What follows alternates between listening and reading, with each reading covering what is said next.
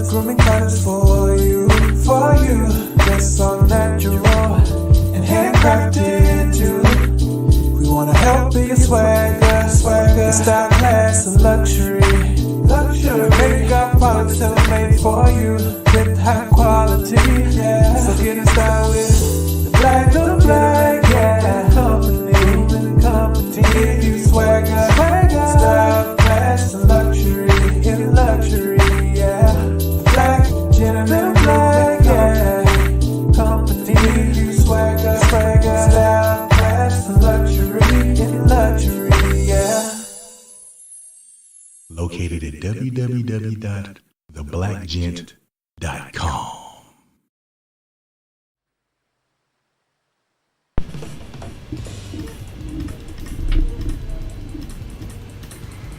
Yo.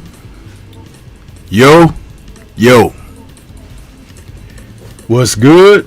What's good? It's Stormybman, and I am back. Welcoming you to Answering the Bell with Stormybman, our Sunday morning call in for this Sunday, August 25th, 2024. This is number 132 in the series of call-ins, and we're going to talk about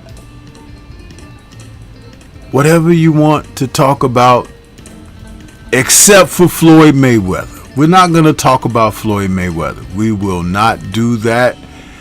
This man is having a career of exhibitions, totally taking away attention, detail, and order from present day fighters who are trying to make their way in the sport of boxing.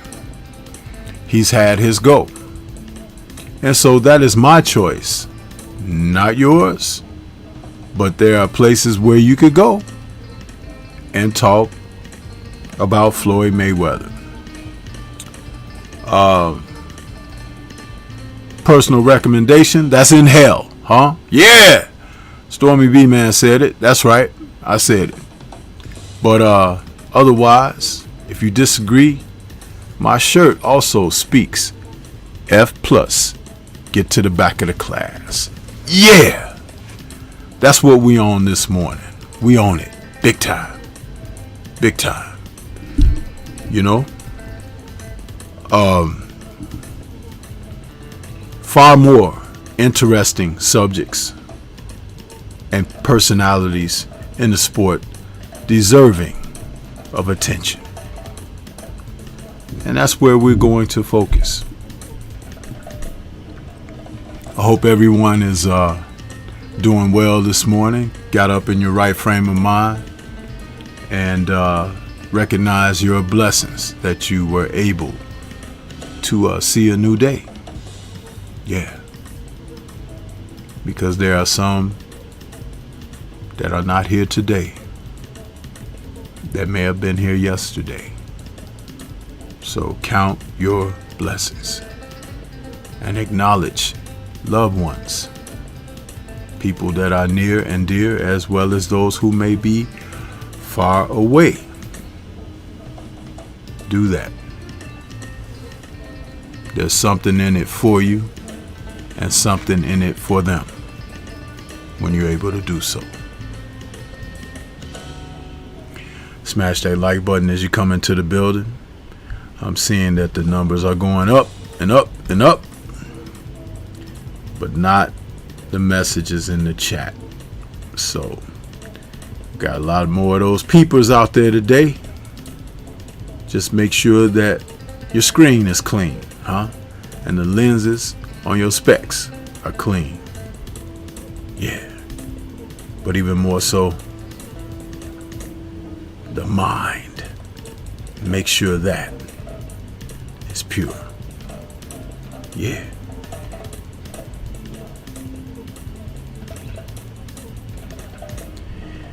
You know, midweek, we had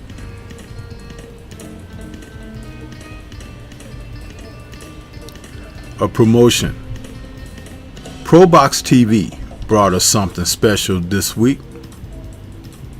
A couple of middleweights that we are familiar with.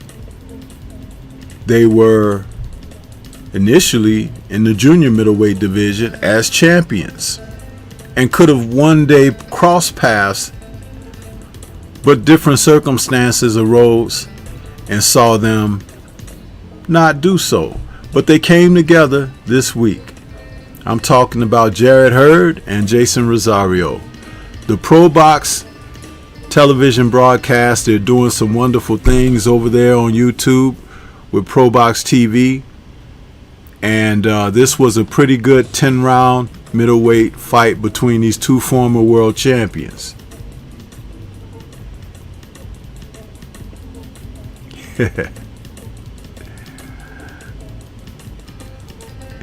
Yeah, this is what they brought us. And I'm going to tell you something. It was worth tuning in. Both men did exactly what they do. Hurd started out attempting to box. Then he wanted to try to go inside and go to war a little bit. Banana, Rosario, he started out prowling, coming after him. And he began to pick up the pressure as the fight went on. And it turned into something a little more entertaining. The announcers were talking about Banana using pity-pat punches. I don't think that Hurd felt those punches were pity-pats. He was definitely getting out of there by the mid to late rounds, because Banana came on. But it was an entertaining, engaging fight that ended up being a split decision draw. Good for both men, because out of their efforts, neither deserved victory, but it gave them something to go back to the lab and look at. Because had just one of them fought a little more awe-inspired, they could have pulled it out easily. But they just kind of went through the motions a little bit at some points. And then in the rounds when it really mattered to secure the fight, they both gave a subpar effort as far as trying to be definitive in victory. It was something that was notated by myself as I was scoring the fight. The announcers kind of got on board with it as well. But I'll tell you, when you have fighters like this, that fight possibly should have been scheduled for 12, even though there was no title on the line. Could have got a lot more out of them. Could have got a more definitive victor had it been made a 12-rounder. Those are my thoughts, but someone may differ. But yeah, I'm going to take a minute and go to the chat, see who we got in the building. G. McCall is in the building saying salute to the sensei. What's good with you, G. McCall? Universal Truth is back saying salute sensei with channel emojis. Antonio MMA is out there saluting, saying I'm at work, but I'm listening. I got you. Queen 71 is in the building saying no Floyd. How about Camaro, or however you spell his name? Good morning, everybody. Listening while running errands. Queen, what do you want to be said about that guy? Seriously. He's on Javante's and Floyd's cards, and he's an upcoming prospect. I understand that he just demolished his opponent last night in less than a round.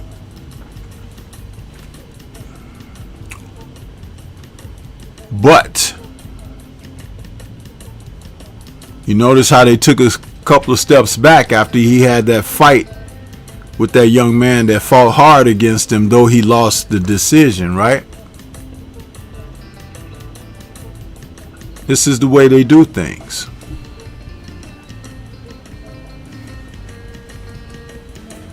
I'm not either indifferent toward him, inspired of him, or enamored. Just another young man cutting his teeth in this sport who has people around him that can make things happen or not happen. We've seen a lot of that. Too much of it is, I would say, too much. 4-ounce snipers in the building saying, Brother Stormy, what's good with you? What's happening? I see you out there. The Village Brother is back saying, salute, Sensei. I'm on the road, huh? Yeah.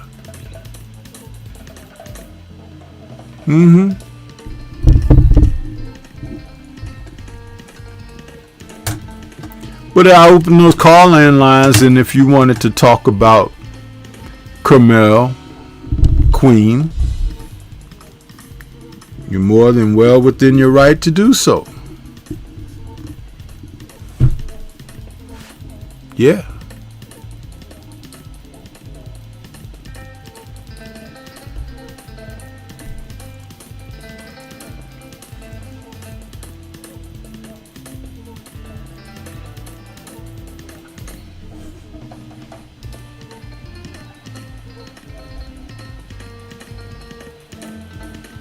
I was just hoping that there was some people also thinking about Hurd and Rosario, because they have been off the scene for a while. A couple of PBC fighters found their way on the Pro Box. Pro Box is starting to put together cards that will feature great field fights for guys who want to stay active, want to stay in front of the public eye. That's not a bad thing. Not at all.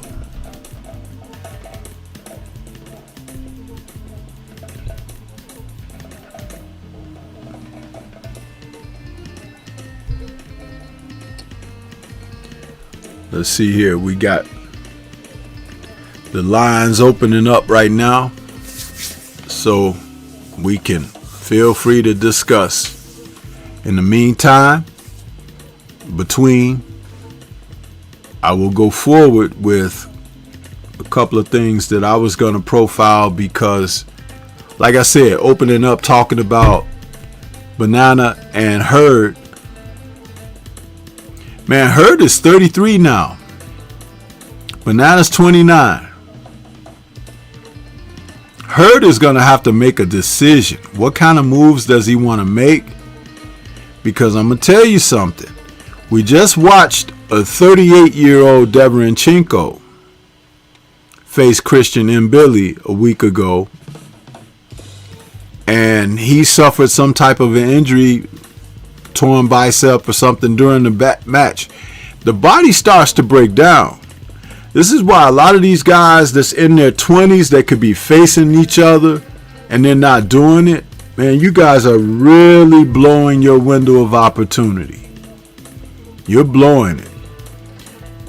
When you're in your 30s, you're supposed to be winding things down.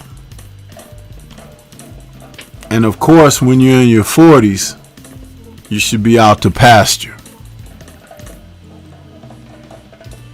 But there are fighters that are not staying level with that type of understanding. And then they have these handlers, people that are around them, that are giving terrible advice. I was listening to the brother Town Biz earlier today. Shout out to Town Biz. And he was talking about these guys and how they have taken fights off the table, you know, for opportunities. Like even when PBC had a wealth of champions in the welterweight division, and you had Terrence Crawford over there at ESPN, And these guys could have been making fights, and they weren't making fights. And stalling guys out and trying to age them out or freeze them out and all of that foolishness. But they are colleagues and contemporaries yet and still at the same time. That's terrible business. Because at the end of the day, some of those guys are not going to be noteworthy. You will know them to have held a title at a point in time, but no legacy fights, no defining moments and things of that nature. Keith Thurman is one of the worst. He went from being a guy who had a lot of fire behind him and people were excited for him and everything to stalling things out, not wanting to fight certain individuals, sunning others, and just he became difficult to think of. The whole thing with Errol Spence and everything, you should have just fought Errol, man. You made Errol have to go over to England and try to fight Kell Brook. He was successful in his endeavors, but I mean, Keith, you were right here. One thing I'll give those fighters that are outside the U.S., they will fight each other, man. They don't sun each other and freeze each other out. If anything, they'll build up some type of a animosity, an edge to have something to fight the other guy for. They do that on a regular basis. And there's a fight card coming up in October where we're going to see a return match of 2 UK heavyweights. And I'm going to talk about that a little bit later. But yeah, but just like we saw this week, Banana and Rosario. That's the kind of thing that's supposed to happen. Why couldn't that happen when they were champions though? Nobody wanted to lose their belt. One of them men could have wanted the fight. One of them. But these advisors, promoters, guys who are cutting around the corners of boxing to try to prevent themselves of being a part of the Muhammad Ali Act, destroying some of these men's legacies and futures, need to go away. They need to go sit down somewhere. Because some fighters have had careers pass them by, opportunities pass them by, due to poor advisement. Yeah. Shower is out there. What's good with you, Shower? She says, salute Stormy in chat. Queen says, I didn't actually see the Camille. I guess I should look it up. Fell asleep, woke after they raised his hand. I guess it's not worth going back to watch it. Yeah. Which is why it's not really worth talking about, Queen. I'm not trying to be insulting, but I'm just trying to keep you leveled up. Because there are others that we should be focusing on and talking about.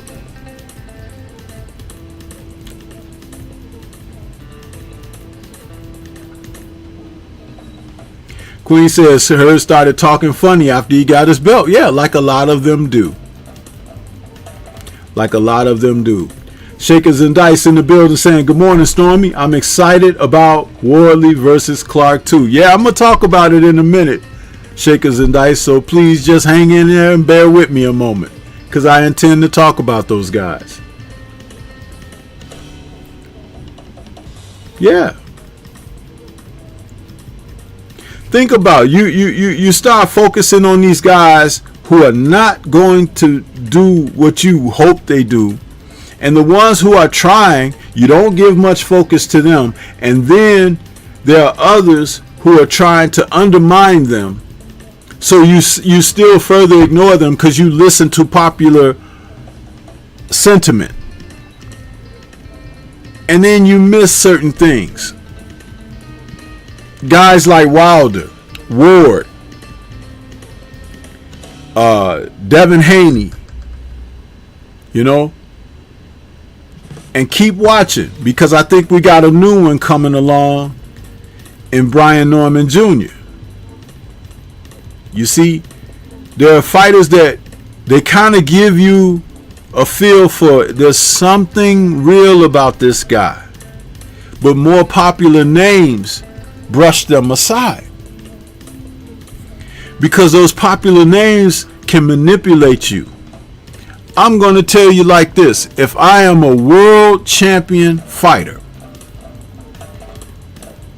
I'm either a contender or a champion.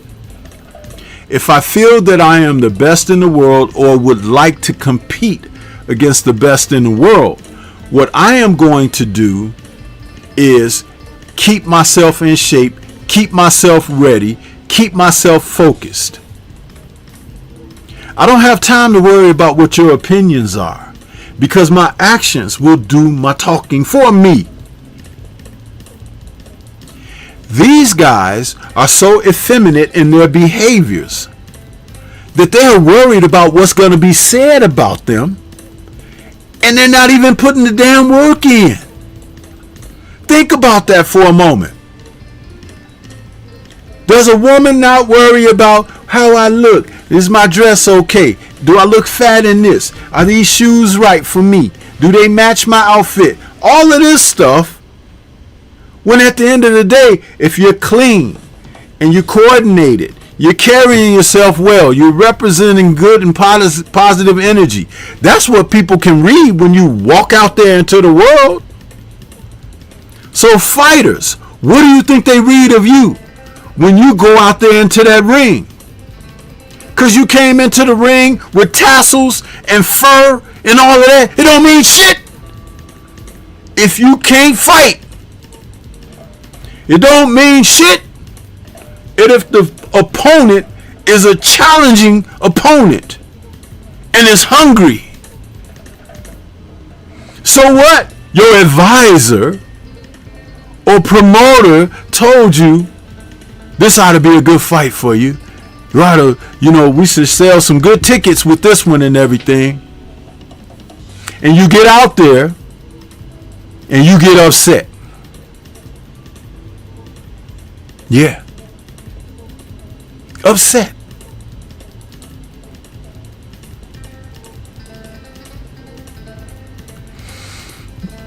Most of the upsets that are happening in the sport today are happening by guys you didn't expect to beat the guy. Nobody's that you would say. But not necessarily nobody's to us who really follow and study and bring you the content and everything. It's just that there's some content creators, they see talent out there and still won't cover it.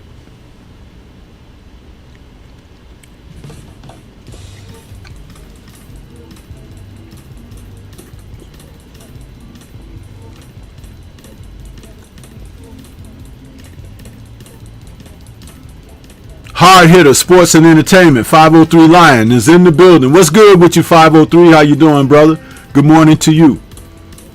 Queen says they all claiming that they didn't get a contract. Sounds like more promoter and advisement interfering than anything. Because you know how these guys can get on podcasts, right? They could get on some of these more popular, larger channels, that they give interviews to. Why they don't get on there at the same time and have a conversation? Because they know that there's a certain audience that'll take whatever they say and run with it. Lack of accountability. You don't want to sit up and talk like you should talk, but you talk just to feed them something. But see, I'm going to tell you something. This is not to insult anybody listening or being a part of this show. It's not intelligent to be able to have discernment. If you don't have discernment, you can be tricked and fooled by a lot of these fools and tricks that participate in the sport of boxing. Yeah. That's definite.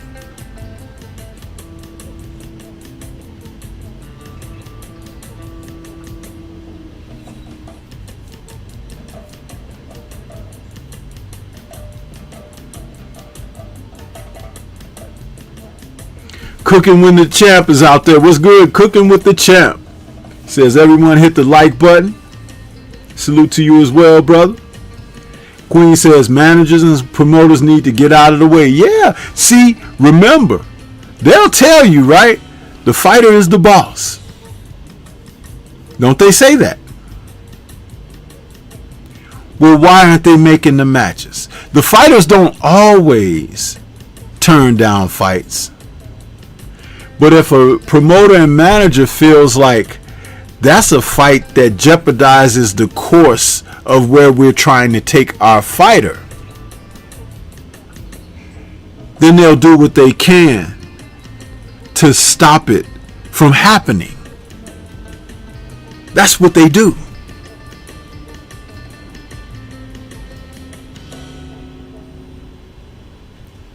Where is it written that you gotta have your title and that guy's gotta have a title, and then we gotta require some more titles and everything before we come together and face off each other? There was a time in the sport of boxing when there was one face, one name, one champion. So that meant that anyone who wasn't the champ had to put it on the line to get to the champ, and once again, when it was time to face the champ.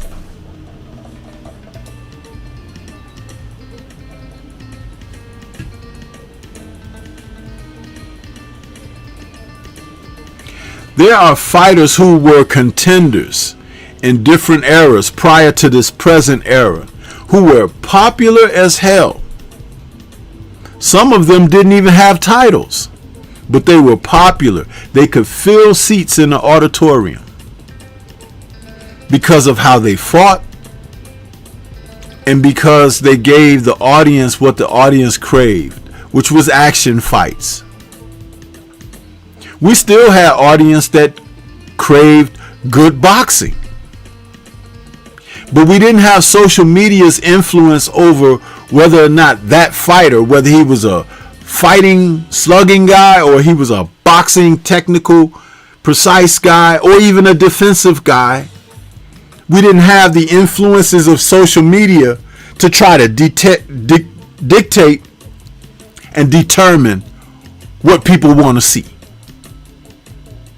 You pay a ticket to go see what you want to see. Is that not true?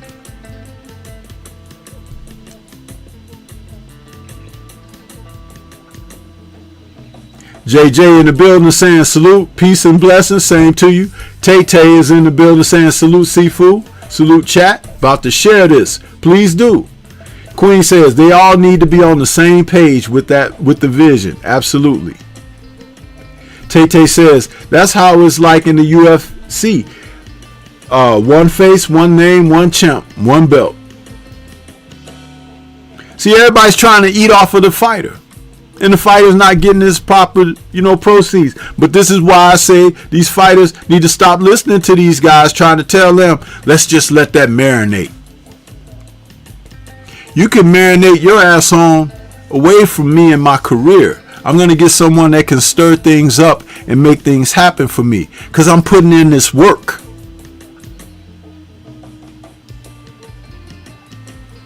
Putting in this damn work, and I'm going to get better.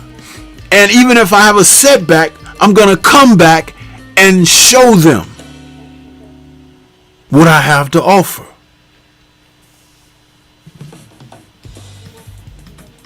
These two men I got on the screen right now are indicative of what I'm talking about.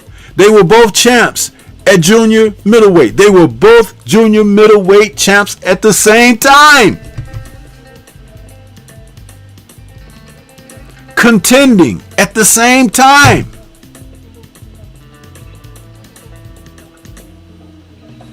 the fight that they had this week would have been just like in the older era where there was one champion and they would have had to square off anyway, with the winner earning a right to go for a title shot.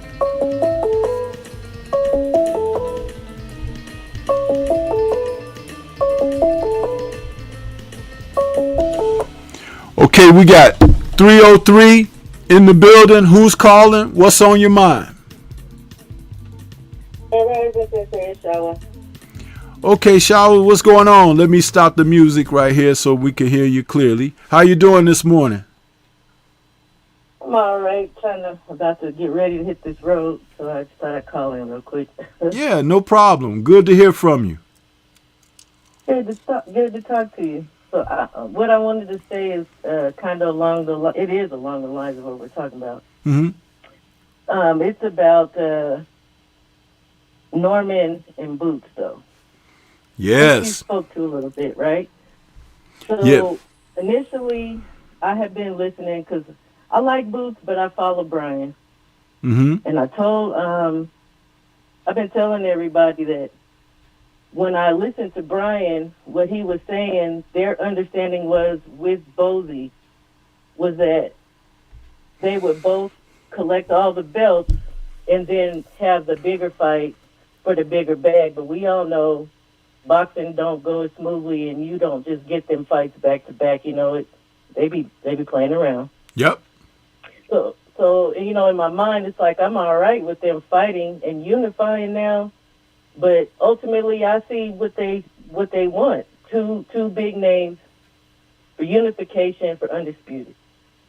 But then all of a sudden, we see what happened a few days ago with this mess that came out. Mm-hmm. And as these lives kept going along and videos are coming out, well, you're finding out that neither party was privy to what the other party was doing. Somebody sent offers. Other people ain't receiving them, or no, they received them, but they, what did Brian Sr. say that he sent the offer back, but Bozy and them never, they're saying they never heard about it. Then that last video comes out with snake oil salesman Eddie. And when I heard what Eddie said, I see what's going on. Eddie's playing games with these people. Yes. And, yeah. Now, they know each other. They have sparred. They work together.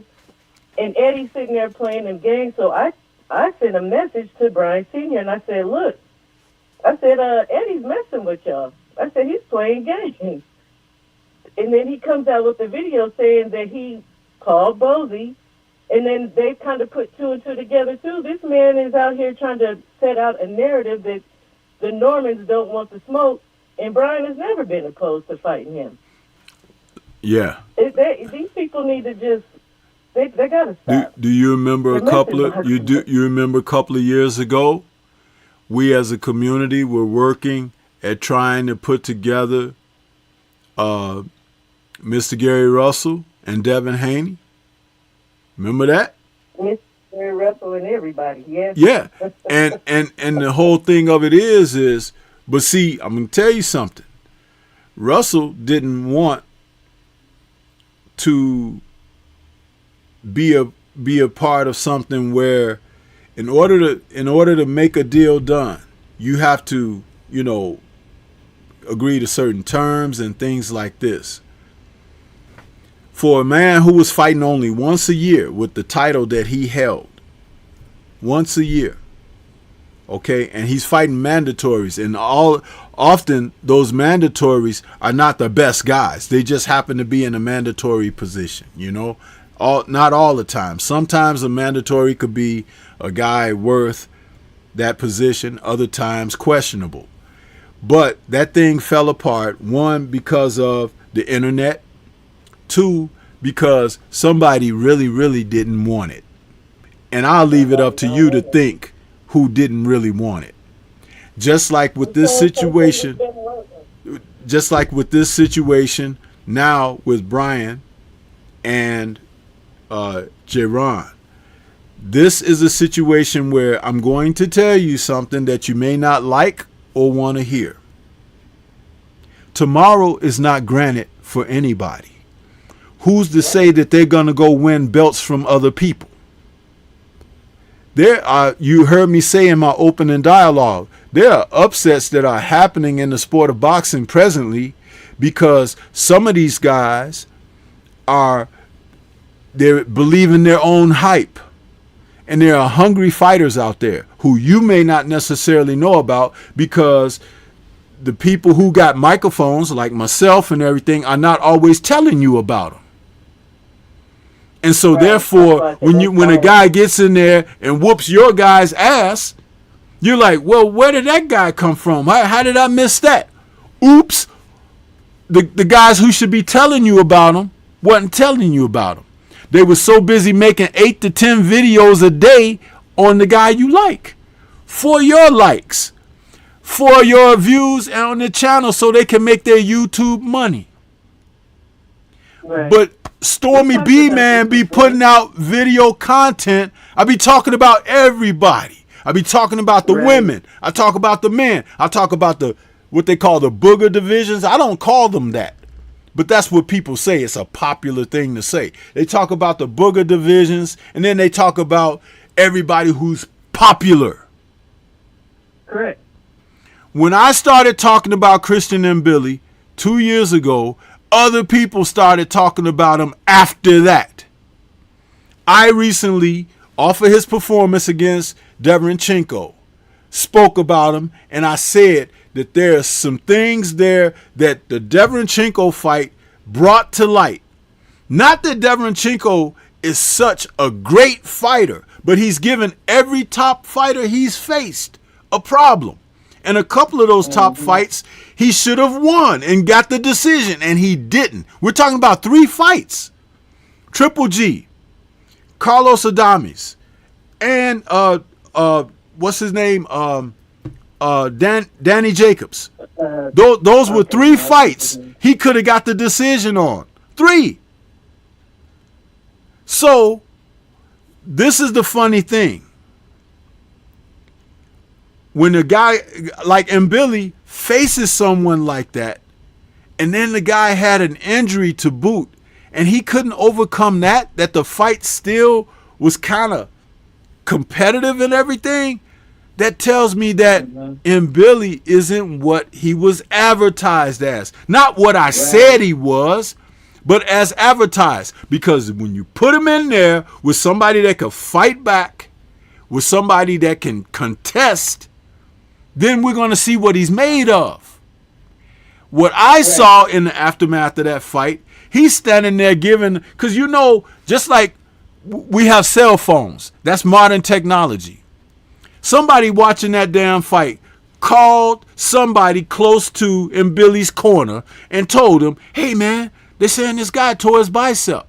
So he's not, 100%. Let Christian know so he can't use that left arm. We know this is modern technology. You don't have to ask him and say, did somebody get word to you? Did you finally figure it out? You saw he wasn't throwing the left, but somebody got word to them and let them know, hey man, his arm is shot. And Billy still couldn't get better. So I don't feel like he took advantage of that. I don't feel like they well, he couldn't take advantage of it because he's not good enough to do so. You see what I'm saying? Exactly. I'm not ashamed to say it. I'm not ashamed to say it.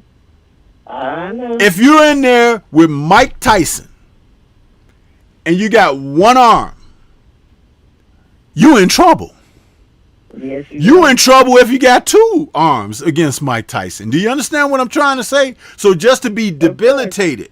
And I use Mike Tyson and not anybody else. Why? Because Christian and Billy said that was an idol of his, that he idolized Mike, and he got into boxing because of Mike. Yeah, but he don't have any Mike in him. I'm just saying. He doesn't. And that's why I said what I said. You see? Well, Stormy, I don't know if you remember. I don't know if it was probably short of 2 years ago then. When it was right the day after that Gongora fight, and I was in your chat, and I said, I do not like Christian and Billy. I said, but I had a new respect for him because of the heart he showed with Gungora. Right. And I was all excited. Right. And then I seen a couple more fights, and I was like, all right, he still fights the same. I thought I saw him actually box one time, but I went back and looked, and no, he just goes in there like a wrecking ball, Yeah, I'm not a fan of him. And I felt the same exact and thought the same exact thing that you're saying when I saw him against Gungora. Because Gungora is not a pushover at all. But what I realized in watching Gungora, some of his fights before the Mbili fight and watching him after, Gungora doesn't necessarily fight to win. He's one of those guys, he fights to not lose or to not look too bad. And that's a hard thing to get people to see in fighters. Because some fighters, they just like competition. They just, you hit me, I hit you. You hit me hard, I try to hit you harder. That kind of thing. And you've heard me say this. Yeah, you've heard me say this on my channel where I say I hate dumb fighters. Haven't you heard me say that before? When I say I hate dumb fighters, because those are the guys who operate within those paradigms. I don't like take to that. I'd rather a guy be more cerebral and to break things down and things of that nature and be wily than to be that. And it shows your IQ. Yes, but when Mbili got in there with an experienced fighter in Deverenchenko, and when I say experienced, he had 20 fights as a pro, but 300 amateur fights. What I was expecting to see from Mbili is a different type of competitiveness, and that didn't exist at all. And I'm like, damn. After a couple of rounds, you're looking at it and you're seeing he just fighting, like you said, the same way all the time. That somebody can pick that apart with more experience. But see, we're at that juncture now where you make that determination because, okay, you're here and you had a chance to do some things and you had a chance against a guy who was limited due to an injury and you still didn't shine. Limited early for the fourth round. Yes. This man was hurt. It gave us the impression that if Deverenchenko had two arms, maybe as that fight went on, that fight would have changed. He would have beat him. He would have beat Mbili in my mind. Yeah, absolutely. Yeah. So, those are the kind of things, But this thing with Boots and Brian Norman Jr., my thing is, and there are people who may know the guys and everything. It's nice. You get to meet these guys and know of them and their families and stuff. That's fine. But my assessment from a distance, because I don't know either man, with his victory over Santillan,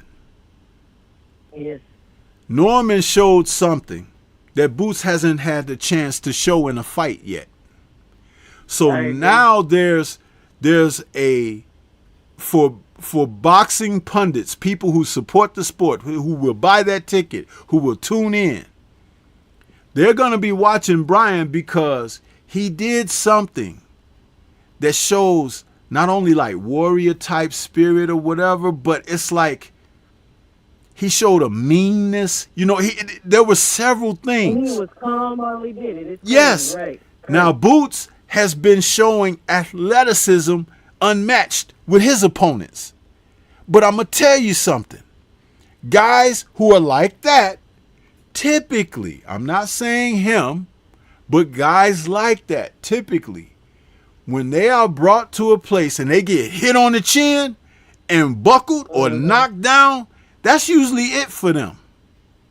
Because they're not accustomed to someone doing those things to them. Because they're enjoying all these advantages. This is why we need to see him in a fight where he's challenged. And I think Brian would bring that to him, but I do have a question for you specifically about Boots and something that I feel when I watch him.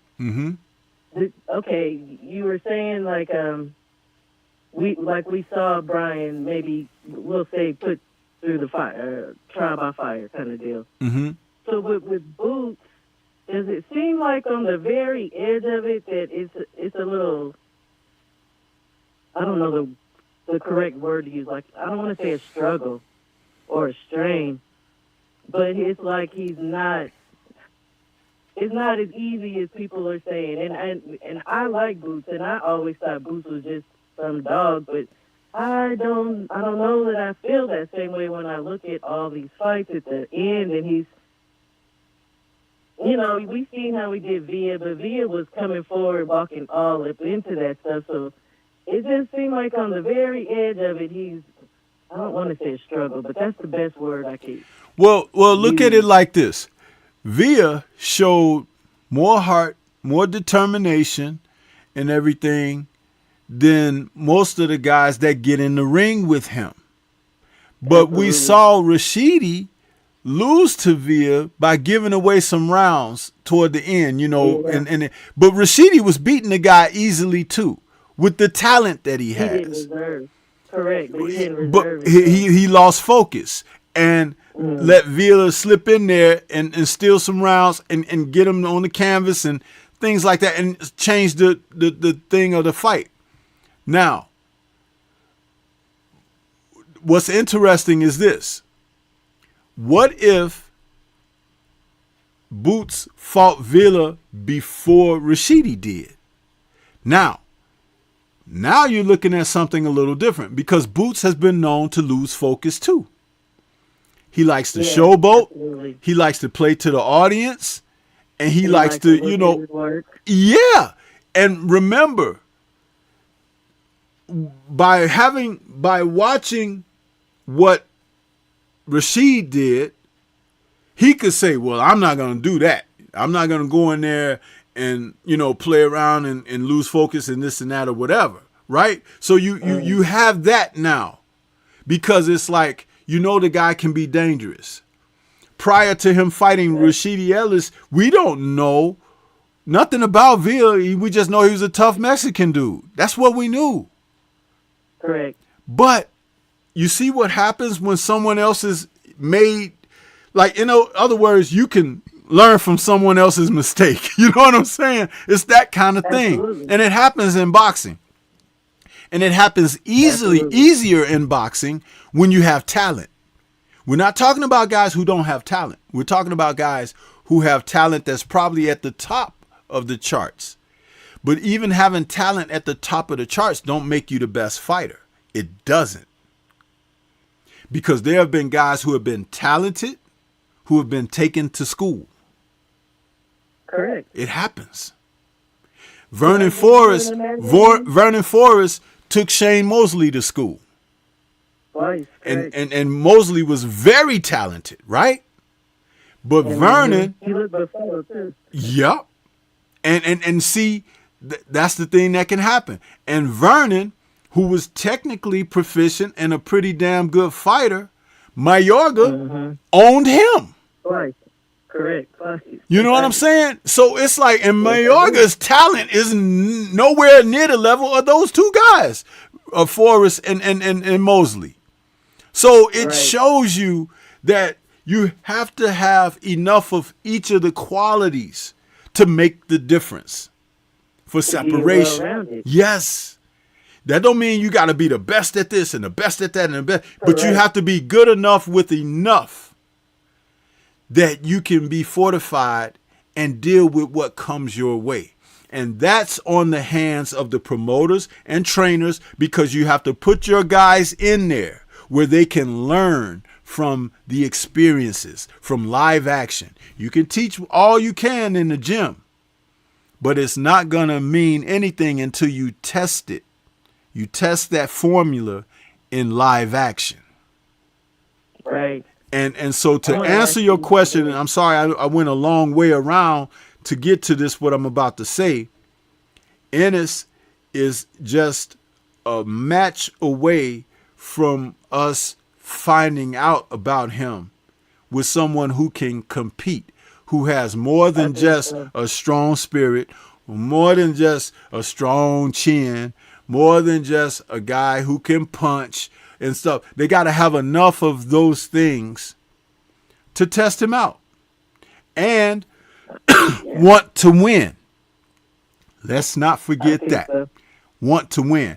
And the reason why Brian Norman is not necessarily somebody that they ready to just go and take his belt from him, because they thinking about other people's belts, right? They ain't thinking about his, though. Why is that? Because they know he got enough of something to contest and compete. That's all you need to know.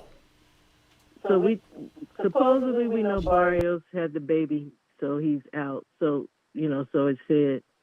But Stanionis has called out Brian, and to my knowledge, he's willing to fight Boots. So he's open. Why wouldn't Boots go after that? Why is Eddie making a big deal out of Brian? Who's not afraid? I don't know what Stanionis is, what he's doing. I know that Shelly Finkel is involved with Stanionis, and I've seen how Shelly has moved in the past with several other fighters. Even before we got to this point, I saw how he handled Deontay Wilder when Wilder could have been fighting certain individuals and he didn't let that happen and stuff. So I'm going to say this about Stanionis. Stanionis, they're trying to keep him afloat with his complexion in the sport. Absolutely. That's what they're doing there. Now, if he really wanted to fight Jaron Ennis, that could happen because he got the complexion and they would make that fight. But it's the type of fight that would tell us more about Ennis and everything. It'll tell us more about Stanionis. But they don't want to jeopardize that position.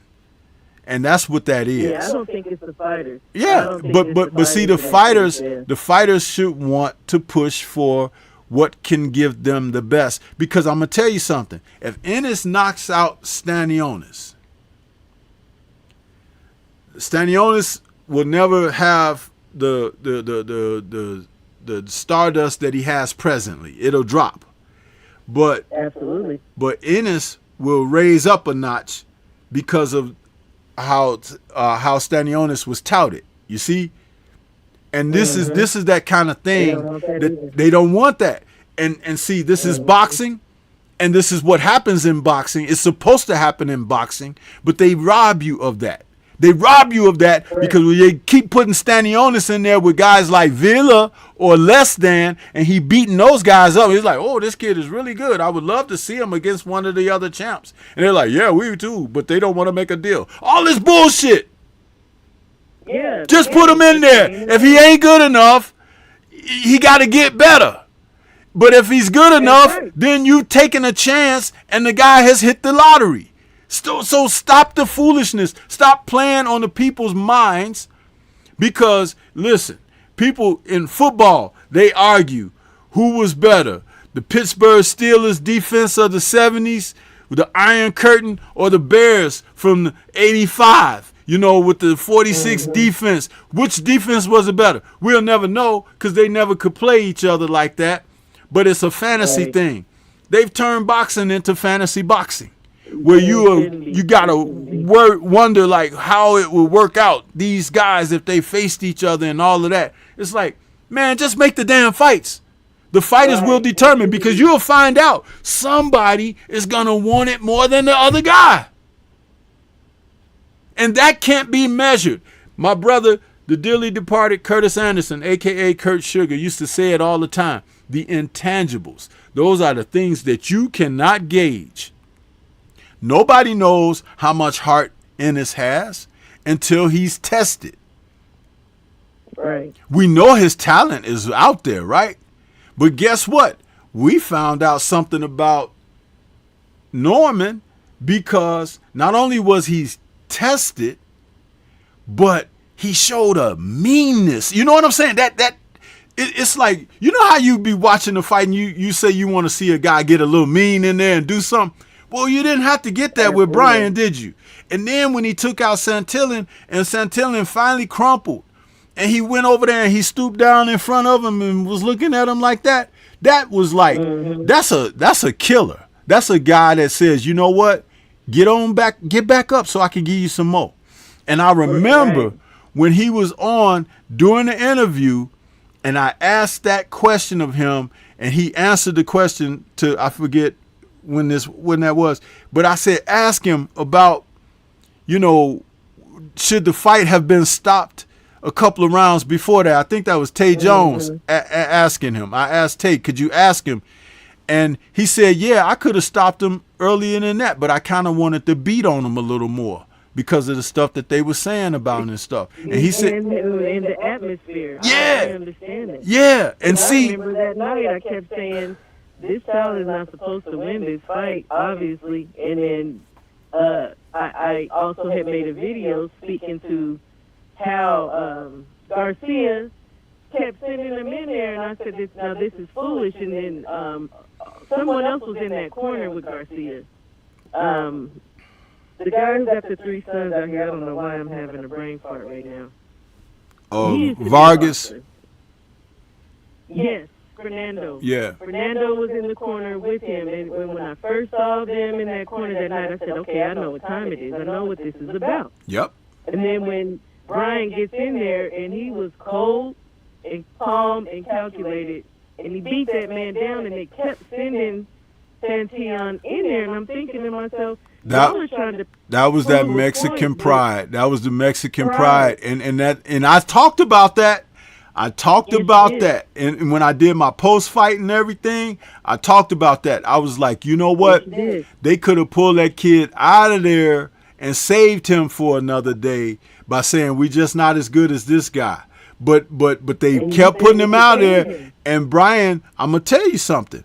Brian beat the fight out of that kid. He ain't gonna never be the same. He ain't gonna never be the same of what he was prior to this, because I'm gonna tell you what it's gonna take. All it's gonna take is for someone to be putting it on his ass again, and like Brian did. It's not gonna be a slugfest and stuff like that, because you can always show your warrior machismo and slugfest. But when somebody is putting that thing on you, and nobody knows it more than fighters. When someone has that real killer edge and instinct, you know this thing. Where the other guy, you're gonna really literally have to kill him or near death. And he showed that. Yeah. Correct. And you said also that he'll never be the same again because of that. But I do have a question in regards to Brian then. So what if Brian had fought Avila first before Rashidi or Boots? It would have been a good show, because Villa showed that he can take it, and then that would have meant that Brian would have had to show him how much more he could give it. You see what I'm saying? Is it the same mindset as Santillan to you? That just well, it would depend. It would depend, because remember what you saw, Brian saw. He saw Vargas and Garcia and all that, the Mexican connection and all of that. You know what they say about black fighters, huh? What they call us and everything. And exactly. And he had that edge in him already. But see, against Villa, I don't know that Villa's people behind him and the promotion and everything would have been to that extent. But when he started showing that he's a tough guy, maybe you would have seen more come out of Brian. He may have shown more ability to move around, give him angles, do this, do that. Remember, against Santillan, he just sat in there, let the guy get off some, blocking it, countering him real fierce, but hurting him with punishing shots. He was sending a message against a different guy under different circumstances. That may not necessarily be the case. I still think he would beat Villa, but it would be a different type of fight. I just seen the similarity in the style, as in unrelenting. The same way Villa did Rashidi, steadily coming forward, and apparently from what Brian says, like that plays into what he likes. Exactly. That's what I'm saying. But see, with a guy like Brian, who knows? Brian might have caught him with a body shot and it'd be over or something. Do you understand? It's like it's a different type of a fight. Ennis beat him on athleticism. That's what Ennis beat him on. Athleticism. Absolutely. But what if Ennis's ability to move his feet and stuff wasn't what it is? Now you're looking at a guy who's more available and got to take a little more. You understand? It's like it's different. This is why we and I'm going to say this, and there might be people that don't like it, but when I first saw Jaron Ennis a few years ago, I had said, this kid got Roy Jones-like talent to me. That was a few years ago. I had never heard nobody else say that, and then I started hearing people say that. Now, I'm not saying they saying it because of me, but what I'm saying is when I said it, it was based on what I'm looking at with his athletic gifts and talent. But I didn't say he was Roy Jones. I didn't say he's going to be the next Roy Jones or anything like that. I wanted to see him in some fights where he was challenged. Roy went a long time without being challenged. The first challenge I think that Roy had as a professional was against Bernard Hopkins. The next best fighter he fought was James Toney. But James Toney was woefully out of shape when they fought each other. But there were a couple of other fighters that Roy knew that he didn't fight, like Frankie Lyles and a couple of other guys like Michael Nunn. He didn't fight those men.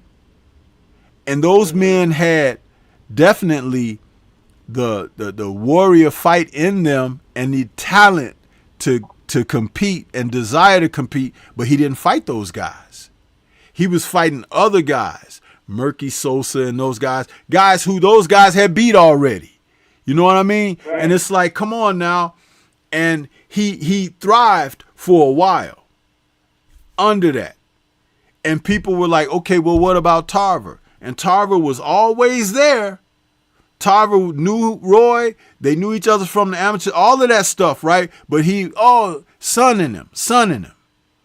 He went up and did what he did, beat Ruiz and everything, which a good boxer should beat Ruiz.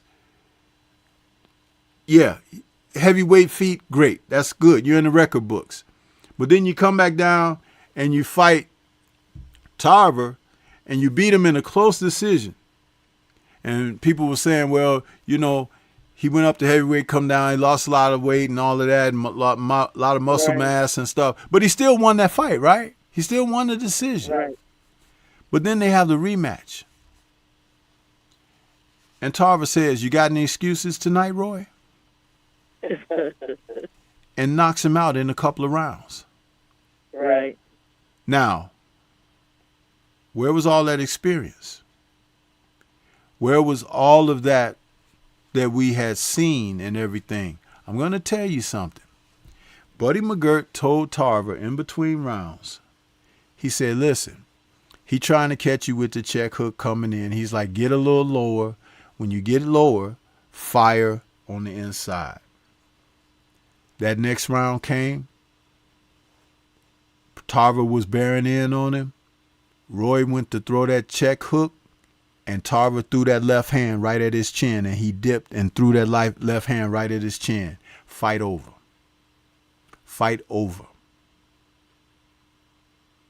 Yeah, that's the difference between two of your corners today, and these guys don't seem to be that astute and noticing what the heck is going on and relaying that to their fighter, like back to Mbili and Derevyanchenko.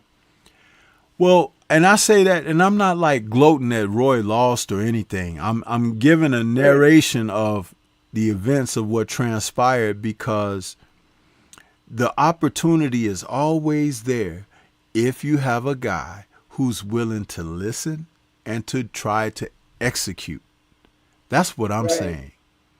And that's what I want people to understand with my saying, because it could come across like, oh, well, Stormy just don't like the guy. He said, no, I'm pointing things out.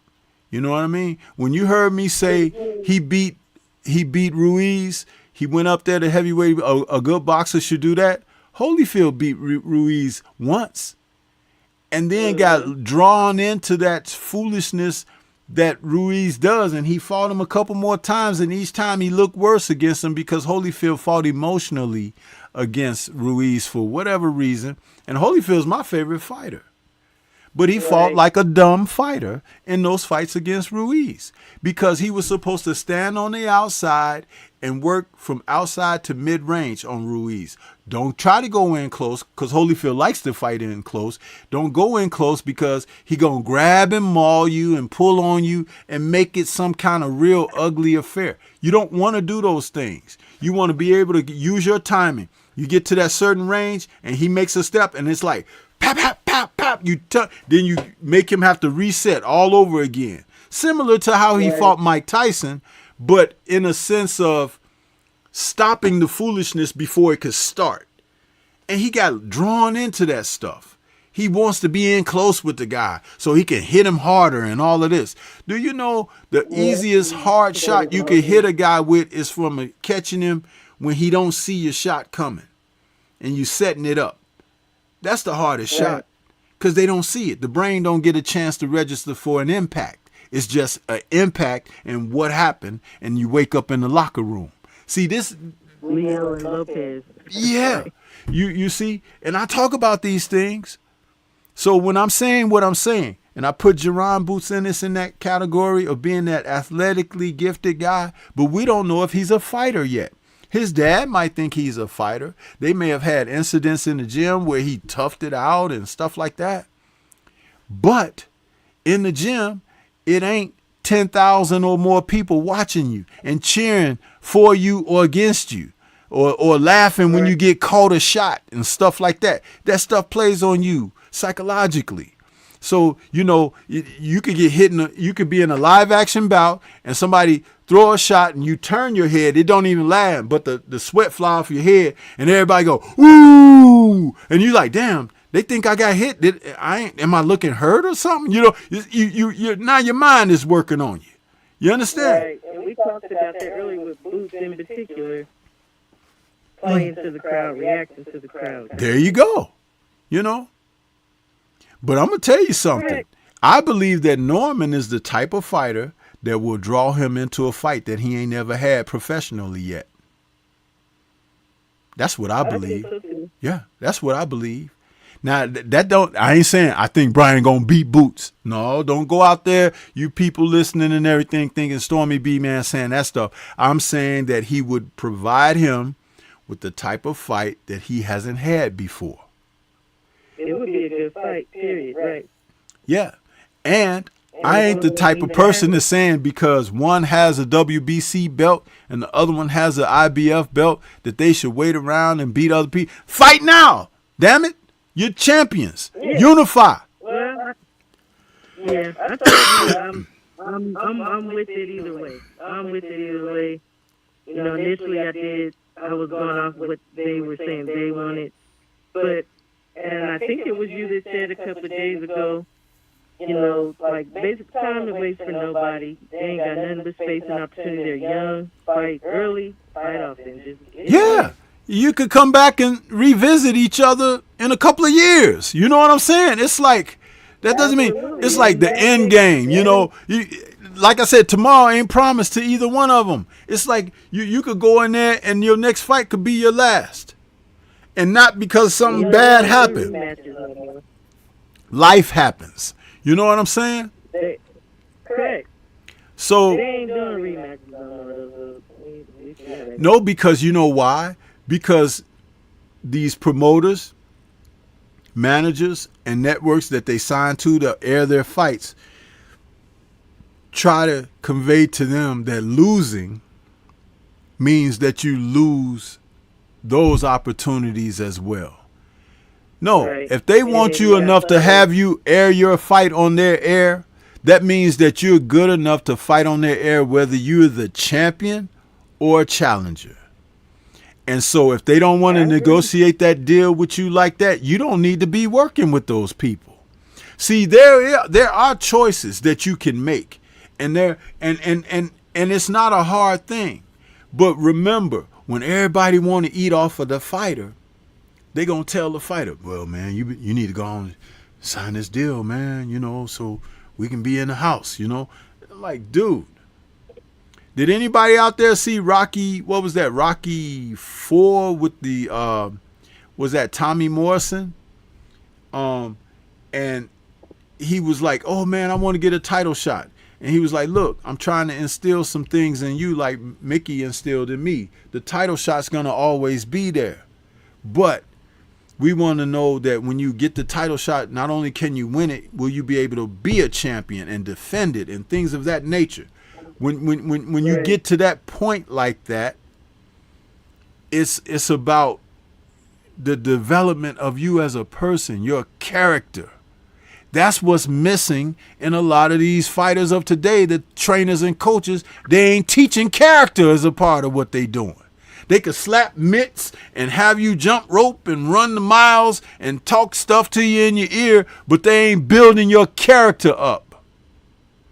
Because everything isn't predicated on you winning, because there ain't nobody who has won everything in life. Losing is a part of life. Learning how to deal with losing is a part of life. Coming back from having lost is a part of life.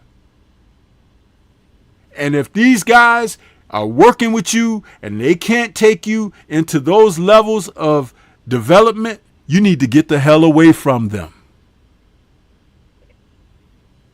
I just don't think all around everybody is that intelligent anymore. I mean, just disconnected, I guess. I don't know. Well, haven't you?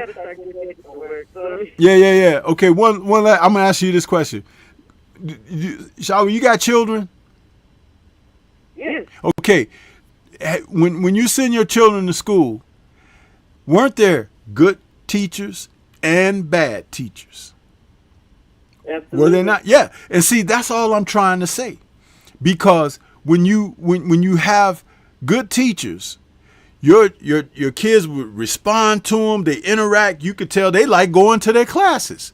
When you got bad teachers, it's like the teacher ain't paying enough attention to them, not being thorough enough for them, not explaining well enough, or just making them feel indifferent. See, that's the difference. Correct.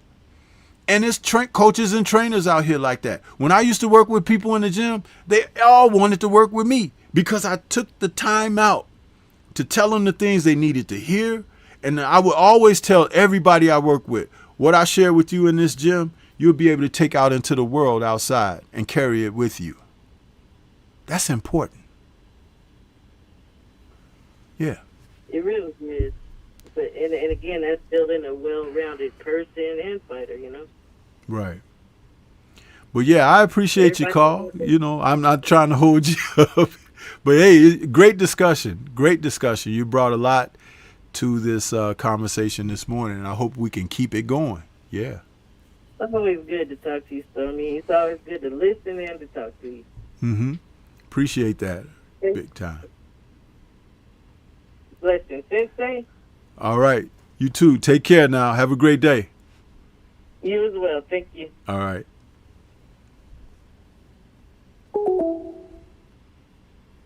Outstanding call by Shawalaya. Appreciate that, sister. Yeah.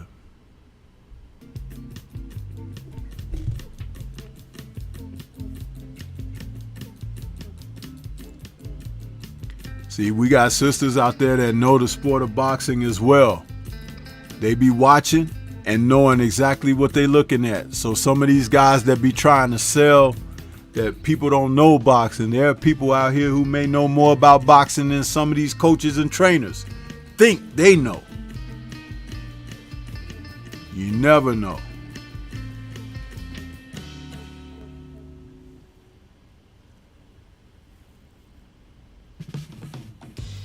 Jimmy Menard, what's good with you? Joseph Curtis, I see you out there. Jamal Davis saying salute Stormy. D-Dubs is out there saying salute Stormy B. Wise man, what's going on? Cono Loco is in the building. What's happening, Cono? Geo James Khalil in the building. What's happening?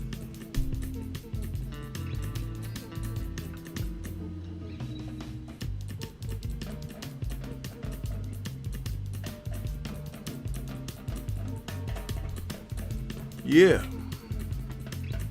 Lines are still open. Anybody else want to call? I'm going to get around to talking about this Beterbiev and Bivol card that's coming up October 12th. The fight was going to be June 1st, but it had to be postponed due to Artur Beterbiev having a ruptured meniscus or something with his knee. But he's turned it around and he's ready to get back in there for October 12th showdown against Dmitry Bivol. And this week, they finally updated the full fight card. And appearing on that card is going to be some familiar names and faces. One of them that we recently just heard, he has signed on with Matchroom Boxing from being an independent guy, is Shakur Stevenson. Shakur is going to be taking on former two-time champ Joe Cordina. And that's going to be interesting in that fight for Shakur's WBC lightweight title. We will see what Cordina has left, because he was stopped in his last fight earlier this year against Anthony Kakachi. And Shakur needs a solid dance partner for his next outing.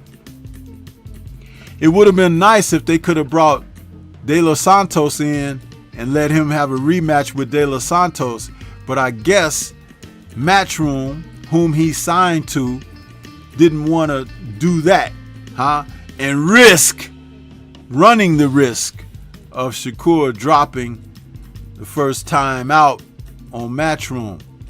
But hey, if Cordina comes in and is motivated, recognizing what could be done against a boxer like Shakur, because Cordina is not so much of a boxer as he is a boxer puncher. And if Shakur is thinking that maybe Cordina can't hurt him or something, therein lies an opportunity for something weird to take place. But this is a chance for Shakur Stevenson to look good. It's a chance. But it's a move that a lot of people are kind of questioning. We'll just see. But Cordina, don't think he's not looking at, oh, this guy's looking over me and everything. He's thinking because I lost, hey, we'll see. It's an opportunity. And listen, guys who make the most of the opportunities, those are the ones who end up being talked about. You know what I mean? So that's what he's going to have to do. Cordina is an orthodox fighter. He's 32 years of age. He's 5'9" with a 69-inch reach. Shakur is 5'8" with a 68-inch reach. He's a southpaw, and he's 27 years of age. Cordina is bringing his record of 17-1 with 9 KOs. He's a Welshman, and Welshmen can be tough. We'll find out if he's tough enough to ask questions of Stevenson that haven't been asked yet in his professional career. Shakur is now 22-0 with 10 KOs. So just one difference in KOs between the two of them. And hey, man, we'll find out. Cordina has wanted to move up to the lightweight division for a while. And his last fight against Kakachi, he wanted to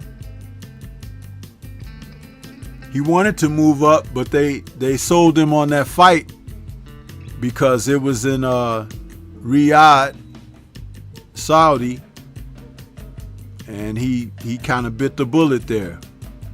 His fight before that against Edwin Vasquez was in Monte Carlo.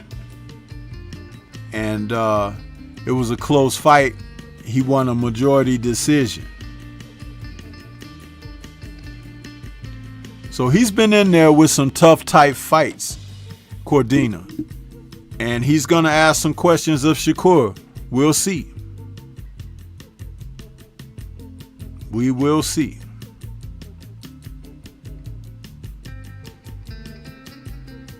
And this will be the first time since the Olympics that Shakur is asked to fight, you know, outside of where he's normally familiar. Yeah.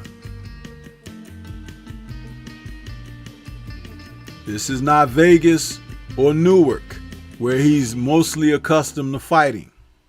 It's going to be in Saudi. So they're going to ask some questions of him.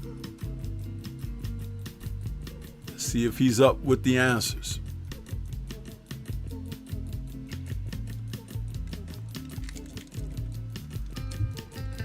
Yeah. Saudi. They making them fight over there in Saudi. You got to bring your A game. You can't go over there thinking you're on vacation. Shower says, I think Cordina was gifted in that Vasquez fight. He may have been. You know, I said he had fought a few tough type ones there.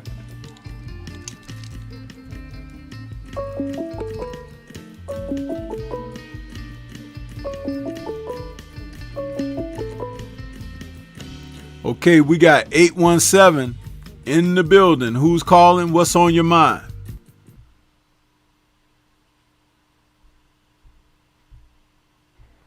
Hello. My brother. Who we got? Salute, man. Can you hear me? Yeah, I hear you now. Who's this? All right, my brother. Cooking with the champ, man, a.k.a. Champion Hard. I'm hoping that I got a good signal, man, where I can talk to you for a minute. Yeah, I can hear you now. I'm hearing you pretty good. How you doing, champ? Okay. I'm good, brother. I'm good. You know, shit, just out here, man. Trying to make it do what it do, brother. Yes, sir. Yes, sir. Yeah. Yeah. I want to talk about this deal, man, with Shakur.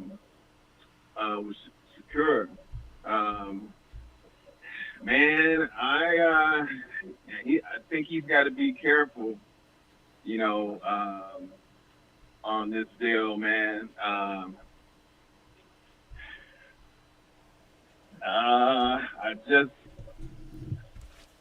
I hope it turns out good for him, but, you know, from a fan perspective, he really can't afford another lackluster performance.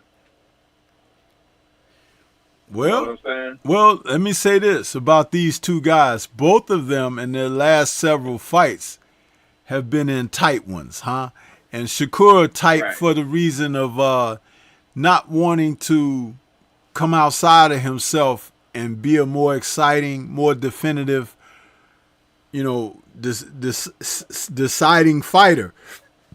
Cordina has been in the same seat.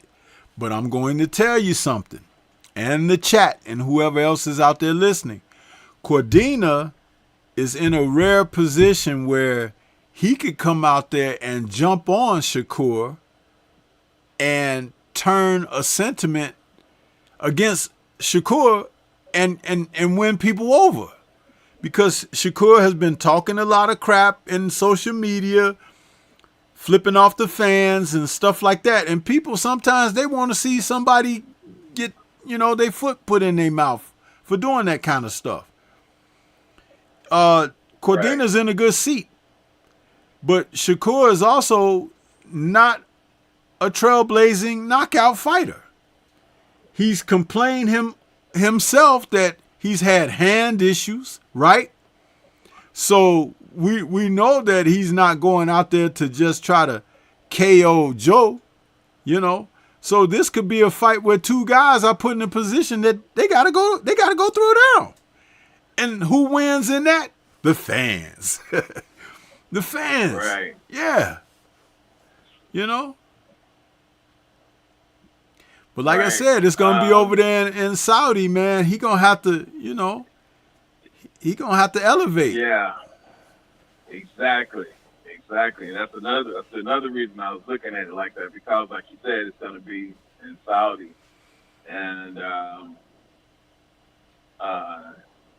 with the hand issues, man, like like Floyd, Floyd had to change his style when he developed hand issues, and it worked out for him.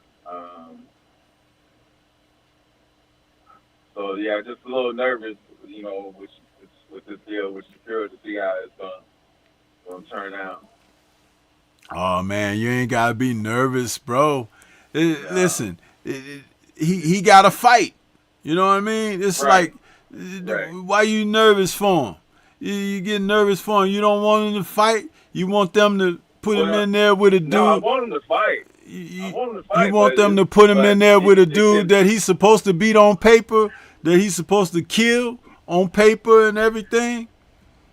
No, not at all. But it could look bad for him. It's being over there in Saudi. He's looked bad where he's been. So maybe this will force his ass to fight. His back is against the wall. He's fighting in unfamiliar territory. I just talked about this is not Vegas or Newark. Right. So you got to fight now because people want to see what you got. So this is what I'm saying. And if he can't take that type of directive, then he in the wrong business. Yeah, that's true. He in the wrong business. Yeah. F the fans. They don't know what they looking at and this and that. It's like, man, if you don't sit your little ass down somewhere. Right. Huh? Because it's like, dude, people pay big bucks for this. And you're going to be over there. Mommy ain't with you. Daddy ain't with you. You got to get over there and man up. Huh? And ain't no gifts either. And he think Mr. Hearn is over there, his friend. I'm going to tell you something about Hearn. Everybody except for Anthony Joshua, barring this fight Joshua got coming up against Dubois, because everybody that Hearn put up against Queensberry been trouncing everybody. So this is another fight with Queensberry with Dubois. So Joshua could lose that. But everybody except for Joshua that Hearn puts in matches, they be in life and death struggles, man. Hearn don't be matching people easy. He don't. And it's funny because don't nobody talk about that. I've said it. Right. I've talked about it. But Hearn's fighters be in rough-ass fights, bro. Yeah. And I'm telling you, I said something a little while ago, if you were listening, when I was talking about Cordina. Cordina is from over there in the UK, but he's a Welshman. Those Welshmen are tough, man. The Welshmen and the Irish. They tough people, bro. They tough. Irish, they're tough. Yeah, they're tough. Huh? And Joe Calzaghe was Welsh. Listen, this may not be a cakewalk for Shakur. He may wish he had De Los Santos in front of him again. You understand? But the thing is, we got to wait and see. But when you watch boxing and you pay attention to these people, think about it. It's like, dude, Hearn smiles at him, got that little 5 o'clock shadow, be smiling. Hey, it's good to sign you, Shakur. And you go over there and you in there fighting the fight of your life and shit. This is what they do to you, man. They do. And it's like, I ain't feeling sad for him. You understand? I'm like, oh, wow. All the smoke over there in Saudi. But, hey, this is what Shakur needs. It's what he needs. You going to see the real Shakur. He either got something or he don't, bro. Yeah. He either got something or he don't. It's that simple. Seriously. Yeah, let me switch up, man. Ennis and Brian Norman Jr. Yeah. Man, now that I would really like to see that fight, man. I hope that they can work that out. I know there was some discrepancies about certain offers that were sent. This person saying, oh, well, they didn't want to fight, that whole type of thing. So, yeah, I'm hoping they work that out, and I'd like to see that. Like to see that fight.